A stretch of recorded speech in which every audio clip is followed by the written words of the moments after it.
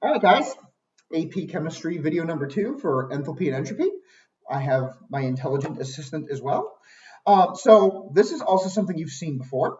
When we were first getting to meet each other a year and a half ago, we are going to burn some steel wool.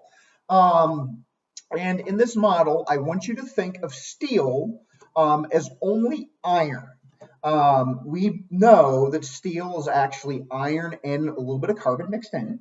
That makes it an alloy. But in this reaction, we can totally ignore the carbon. And when we meet online with Zoom, we can talk about why later. But for the time being, let's just focus on the iron. So my assistant, we are going to turn on, so those of you who've met my wife, we do a lot of baking, and sometimes it makes sense to measure things by weight instead of tablespoons. So we actually have a gram scale in our house. So Allison, would you please put our little paper plate up there? And then tear, and then put the steel wool up there. And how many grams of steel wool do we have? 5 grams. 5 grams. So you know that we're not completely psycho because we're about to burn something here. We're going to put it on a regular plate. Okay. And let's just push this to the side for a second. So we got 5 grams, and let's go off for here. Okay. And just so you all at home can see that we are doing this, I'll get that back a little bit so we don't do anything. Allison, we've got the 9-volt battery, and if I need to smother this, I do have a bowl. Go for it, kid. And hit another couple spots. There you go. More.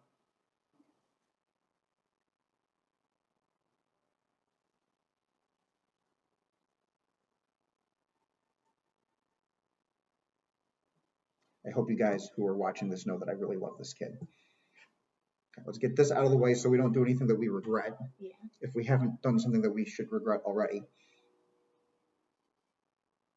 Allison, how does this smell, by the way? Not too good. Kind of smoky. We have our back door open.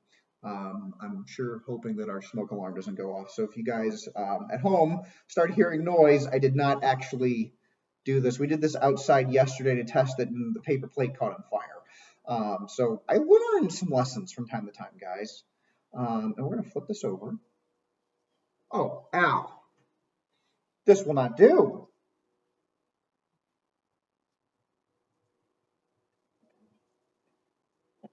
Oh, no, that's my steel. That's my steel.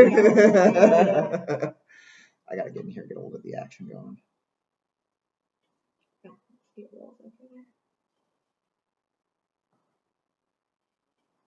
hope you guys at home are enjoying this as much as we are here.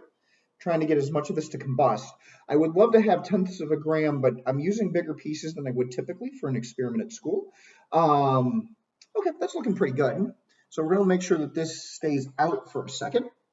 And Al, can you get the scale? Yeah. And then let's re-tear that plate.